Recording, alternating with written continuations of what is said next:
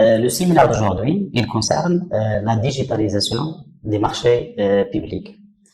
À l'agenda de ce séminaire,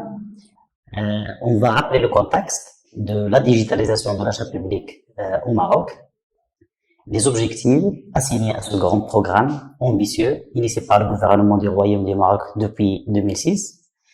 le cadre juridique régissant la digitalisation des marchés publics, le champ d'application.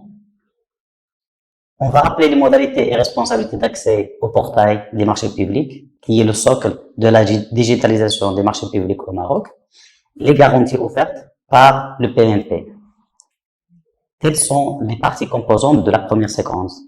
La deuxième séquence sera consacrée aux modalités de dépôt et de retrait des plis, d'ouverture des plis et d'évaluation des offres par voie électronique.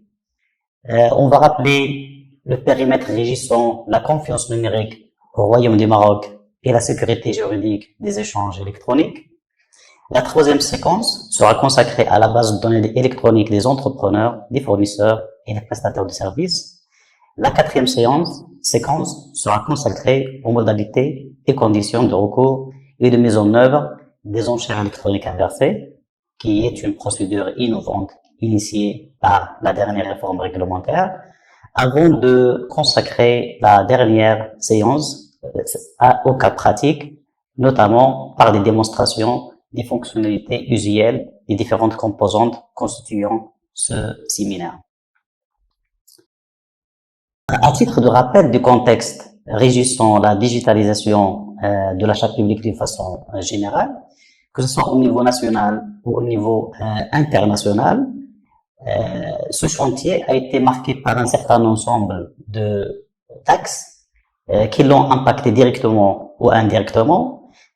au niveau national, au niveau régional ou au niveau international. Le premier axe qui a consacré en quelque sorte la digitalisation des marchés publics au niveau national, c'est le chantier gouvernemental de moderniser autant que possible l'administration par l'introduction du concept de l'administration électronique. Il est à rappeler qu'il y a tout un grand projet eGov au niveau national qui a été boosté par un grand programme Maroc numérique pour lequel des investissements colossaux ont été consacrés et toute une gouvernance au top de la hiérarchie marocaine a été engagée afin de fluidifier les différents échanges entre les administrations et permettre la réussite des programmes, notamment inter-départements ministériels ou bien inter-entités organisationnelles. Ce chantier constitue en quelque sorte la volonté manifeste du Royaume du Maroc pour développer davantage l'administration électronique. Également, il concerne l'introduction des nouveaux outils de gestion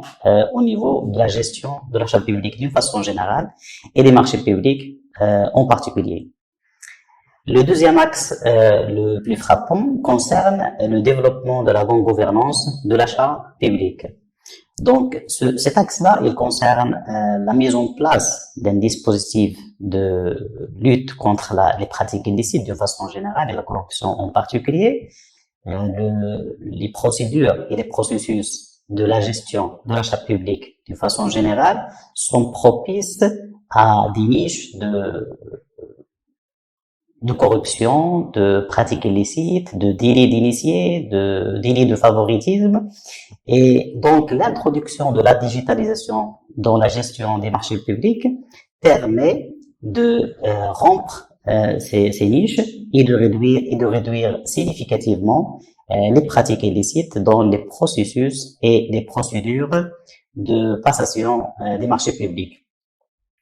Il concerne également l'amélioration de la transparence. Il faut rappeler que la notation du Royaume du Maroc en termes de corruption ou bien en termes d'indice de perception de la corruption n'est pas en quelque sorte très satisfaisante à l'échelle internationale et le développement de la digitalisation permet d'améliorer significativement cet indicateur par l'introduction de la digitalisation dans la gestion de l'achat public. Cet axe également de bonne gouvernance, il ne concerne pas uniquement la réduction des pratiques illicites, puisqu'il concerne de hisser le niveau de gestion de la chose publique par plus d'efficacité, mais surtout par plus d'efficience, en essayant d'optimiser autant que possible les deniers publics et l'amélioration des conditions de passation de la dépense publique en général. Le dernier axe qui a marqué le contexte de la digitalisation au niveau national, c'est une influence d'ordre international qui est initiée par les accords de libre-échange que le Royaume du Maroc a signé avec un certain ensemble de pays, notamment celui signé avec les États-Unis d'Amérique en 2006 et pour lequel il a consacré tout un chapitre relatif au marché public. Et donc, cet accord de libre-échange, il prévoit un certain ensemble de dispositions, dont notamment la mise en place d'un site informationnel relatif au marché public et l'information relative aux conditions de passation des marchés publics au niveau national. Donc, le Royaume du Maroc, non seulement il s'est aligné avec ces dispositions, mais il a tissé plus large la mise en place d'un grand programme ambitieux de dématérialisation de la commande publique qui a été lancé en 2006 au niveau du Royaume du Maroc. À titre de rappel et à titre non limitatif, les objectifs qui sont assignés à ce programme ambitieux concernent notamment l'intégration des technologies de l'information et de la communication dans l'acte de l'achat public. Comme vous le savez, la gestion des marchés publics est frappée par la prédominance de la paperasse administrative et des procédures physiques, ce qui réduit notablement la performance de l'administration et surtout son efficacité et son efficience. Donc, cette intégration avisée des TIC au niveau de l'achat public permet d'améliorer le niveau de gestion des acheteurs publics. Il concerne également la modernisation et la simplification des processus et des procédures liées à la passation de l'achat public de façon générale et des marchés publics en particulier, l'amélioration de la transparence et de l'éthique dans les différentes procédures d'achat public, le renforcement de la compétitivité de l'entreprise. Donc, cet axe-là, il permet de hisser le niveau de qualification des entreprises par l'introduction de l'électronique dans la passation des marchés publics, la garantie de l'égalité d'accès à la commande publique, donc la dispense de toute l'information relative au marché public au niveau d'une fenêtre unique au niveau national permet de dispenser cette information d'une façon gratuite aux opérateurs économiques qui sont désormais dispensés de faire le tour des donneurs d'ordre et des sites marchands pour la dispense de l'information relative au marché public et qui permet donc aux opérateurs économiques d'être consacrés davantage sur la préparation de leur cœur métier, à savoir la préparation de la meilleure offre technico-financière au profit des acheteurs publics. Et bien sûr, l'un des objectifs, c'est la prévention de toutes les formes de pratiques illicites par la suppression de l'intervention humaine dans l'acte de l'achat public. Avant de continuer dans les autres composantes du système, il est de rappeler que la digitalisation des marchés publics au niveau national est un programme qui est bâti sur plusieurs composantes. D'abord, il y a une composante fondamentale, à savoir la composante juridique et normative, qui concerne la mise à jour de tout le cadre juridique régissant la confiance numérique et les marchés publics électroniques. Donc, du coup, on va le rappeler dans les slides qui vont suivre. Ce cadre juridique permet de renforcer davantage le système d'information par l'alignement du système d'information avec l'orthodoxie de la réglementation. Le deuxième chantier, il concerne la composante technique du programme, parce que la mise en place d'un système digitalisé de passation des marchés publics nécessite des investissements conséquents pour la mise en place de la plateforme matérielle et logicielle nécessaires pour garantir des temps de réponse et une fiabilité du système aux différents usagers, notamment les acheteurs publics et les opérateurs économiques. La dimension sécurité, en quelque sorte, il permet de garantir un certain ensemble de règles que doit respecter le système d'information relative à la digitalisation des marchés publics, à savoir l'authentification, c'est-à-dire la gestion des identités au niveau du système d'information lié à la passation des marchés publics, la garantie de l'intégrité, ça veut dire l'inaltérabilité des documents déposés par les soumissionnaires dans le cadre des marchés publics, la règle relative à la non-répudiation, dans la mesure où les actes sont opposables dès lors qu'ils sont signés électroniquement par des certificats classe 3. Ces aspects-là vont être développés dans les slides suivants. La règle relative à l'horodatage qui permet d'accoler l'heure exacte d'initiation des actes signés électroniquement au niveau du système d'information relative à la passation des marchés publics électroniques. L'archivage, dans la mesure où toute la preuve électronique, qu'il soit acte, pièce ou bien personnes qui ont initié des actes, sont horodatées et archivées, à même de les consulter en cas de litige ou si besoin est. Et également, il y a aussi une composante en termes de sécurité du chiffrement, à savoir le cryptage des offres et des réponses électroniques des entreprises et les mécanismes ou bien les algorithmes qui permettent de les déchiffrer par des algorithmes de déchiffrement dédiés à cet effet. Et enfin, il y a une composante qui n'est pas des moindres, à savoir la composante conduite de changement, qui est une composante fondamentale pour faire adhérer l'ensemble des acteurs dans l'achat public à l'utilisation du système et à la bonne maîtrise des fonctionnalités qu'elle offre par la formation, mais surtout, je dirais, le renforcement des capacités des différents acheteurs publics, qu'ils soient responsables, qu'ils soient collaborateurs. La mise en place de la digitalisation des marchés publics au sein d'une organisation publique devra passer par le renforcement des équipes en charge de la gestion des dépenses, à même de tirer profit de ces nouvelles technologies dans l'acte de l'achat public. Maintenant, on va rappeler le cadre juridique qui régit la dématérialisation des procédures de passation des marchés publics au niveau du Royaume du Maroc.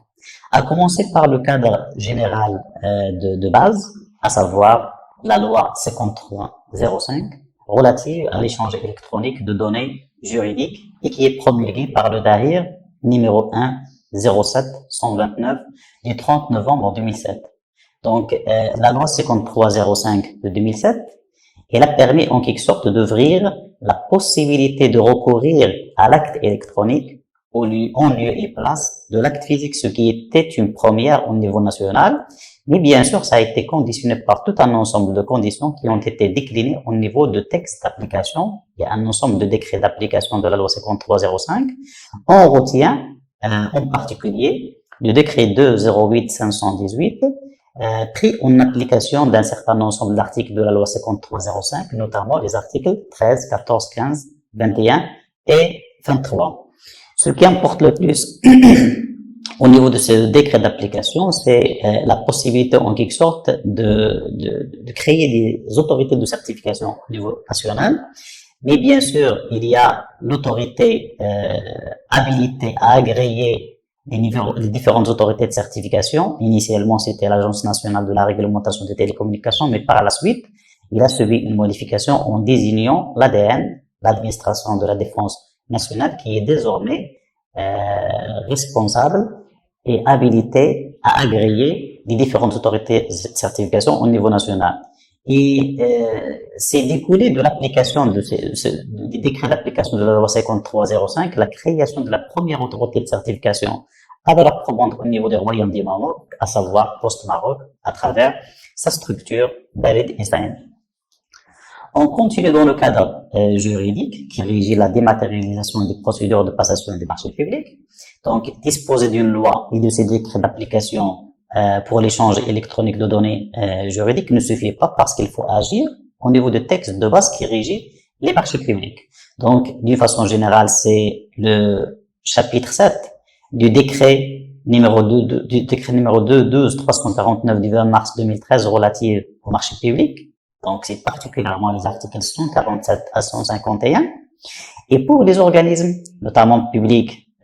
semi-publics, filiales publiques, sociétés de l'État, c'est le chapitre similaire intégré au niveau de leur règlement de passation des marchés qui est approuvé par leur conseil d'administration. Donc, on retient les articles 147 à 151 du chapitre 7 du décret relatif au marché public,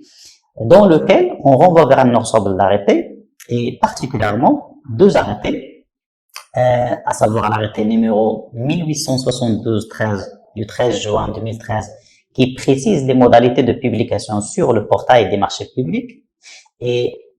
surtout l'arrêté numéro 2014 du 4 septembre 2014, qui est relative à la dématérialisation des procédures de passation des marchés publics, lequel arrêté, il détaille les dispositions afférentes, notamment à la base de données des prestataires, aux enchères électroniques inversées et aux modalités de dépôt des plis et des réponses de façon électronique, de leur ouverture et de leur évaluation de façon électronique. Dans la continuité du cadre juridique, on peut rappeler la note numéro 52 TGR du 29 décembre 2015. Cette note, il était élaborée dans un esprit en quelque sorte de lever l'ambiguïté dans l'interprétation de certains articles au niveau de l'arrêté numéro 2014 relatif à la dématérialisation des procédures de passation des marchés publics. Donc cette note a permis en quelque sorte de lever l'ambiguïté sur les modalités notamment de dépôt des pièces constitutives des réponses électroniques des entreprises et les modalités de leur évaluation, mais surtout de la désignation de l'entreprise auquel il est envisagé d'attribuer le marché. Donc, il y a tout un ensemble de dispositions qui ont permis d'être élucidées par l'élaboration de la note 52 TGR du 29 décembre 2015. Pour conclure, l'aspect juridique régissant la dématérialisation des procédures de passation des marchés publics au niveau des royaumes, il s'y est de rappeler en quelque sorte le contexte conjoncturel, certes difficile pour les entreprises, à savoir l'état d'urgence sanitaire durant la période de pandémie de Covid-19. Et donc ce contexte conjoncturel a nécessité la prise en considération des difficultés qui sont notamment rencontrées par les opérateurs économiques pour déposer leurs réponses, leurs plis au niveau national. Donc du coup, le ministre de l'économie, des finances et de la réforme de l'administration, par circulaire numéro 9 du 2 avril 2020, a introduit un certain ensemble de dispositions à même d'appréhender les difficultés rencontrées par les opérateurs économiques durant l'état d'urgence sanitaire. On va les détailler par la suite. Ça concerne notamment deux dispositions, une pour les acheteurs publics qui permet de surseoir l'affectation des clés de chiffrement à une consultation, ce qui est de nature à simplifier davantage la procédure de mise en place de la réponse des modalités de soumission électronique. Et la deuxième disposition, elle concerne notamment les opérateurs économiques par la suspension de l'obligation de signer électroniquement les pièces constitutive de la réponse électronique de l'entreprise par le certificat de signature électronique classe 3 délivré par Valid eSign, vu que les entreprises, pour pouvoir déposer, alors qu'il y avait l'état d'urgence sanitaire et la situation de confinement, ils n'avaient aucun autre moyen que de répondre électroniquement aux offres, mais vu les difficultés de se déplacer, certaines entreprises, si on ne dit pas la majorité, ont trouvé des difficultés à acquérir le certificat classe 3. Et donc, cette suspension de l'exigence de certificat classe 3 aux entreprises lors de le dépôt électronique a permis de résoudre cette problématique de difficulté d'entreprise pour déposer leur offre et qui a été en quelque sorte concrétisée par une évolution exponentielle du nombre de dépôts électroniques durant cette période.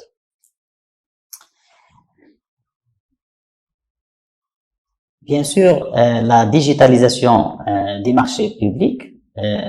comme son nom l'indique, il concerne les organismes publics. Dans ce sens, il y a lieu de rappeler que les entités d'achat public qui sont concernées par la digitalisation des marchés publics concernent toutes les administrations de l'État, à savoir les administrations centrales et leurs structures au niveau territorial. Il concerne également l'ensemble des collectivités territoriales, à savoir les régions, les préfectures, les provinces, les communes et les groupements de communes. Ça concerne également l'ensemble des établissements publics qui sont contenus dans l'arrêté du ministre de l'Économie, des Finances et de la Réforme de l'administration, en application de la loi 6900, et qui précise la liste des entreprises, des établissements publics soumis aux dispositions du décret relatif au marché public et, par corollaire, les dispositions relatives à la dématérialisation des procédures de passation des marchés publics. Donc, cette liste, elle est contenue au niveau de l'arrêté numéro 3513 du 28 novembre 2013 et qui contient une liste frôlant une centaine. Donc, tous ces établissements publics, ces collectivités territoriales et ces administrations de l'État sont obligés de l'application des dispositions de la dématérialisation des procédures de passation des marchés publics à travers le portail des marchés publics. À cette liste d'acteurs s'ajoute l'ensemble des établissements publics, des entreprises publiques qui, dans leur règlement de passation des marchés publics, ont aligné les dispositions relatives à la dématérialisation avec les dispositions contenues au niveau du décret de 12349 du 20 mars 2013 relatif au marché public. Et donc, automatiquement, l'ensemble de ces établissements publics, bien qu'ils ne figurent pas au niveau de la liste prévue par l'arrêté numéro 3513 du 28 novembre 2013, ils se retrouvent soumis aux dispositions de la dématérialisation des procédures de passation des marchés publics telles qu'elles sont prévues par l'arrêté numéro 2014 du 4 septembre 2014.